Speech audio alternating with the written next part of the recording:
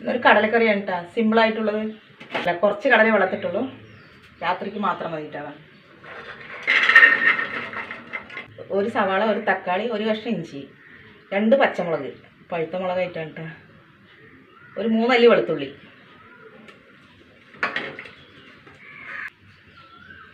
കുറച്ച് ഉപ്പ്,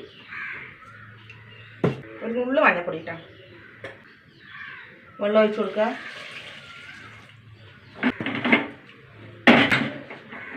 ഒരു 7 വിസിൽ വരട്ടെ. കടല വെന്താ നോക്കാം. നന്നായി വെന്തിട്ടുണ്ട് കേട്ടോ. കുറച്ച് വെളിച്ചെണ്ണ ഒഴിച്ച് കൊടുക്കുക.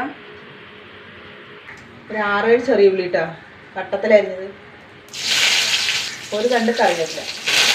ഇത് നന്നായി മൂത്ത് വരട്ടെ. ഈ പൊടികൾ ഇട്ട് കൊടുക്കുക കേട്ടോ. തീ കുറച്ച് വെച്ചിട്ട് ഒരു 1/4 ടീസ്പൂൺ ഗരം മസാല, 1 ടീസ്പൂൺ മല്ലിപ്പൊടി, 1 ടീസ്പൂൺ മുളക് പൊടി. ഇത് എരിവില്ലാത്ത മുളക് പൊടി കേട്ടോ. പൊടികളൊക്കെ ഒന്ന് മൂത്ത് വരട്ടെ. ഇനി നമ്മൾ കടല ഒഴിച്ച് കൊടുക്കാം കേട്ടോ. ഇനി ഒന്ന് തിളക്കട്ടെ കേട്ടോ.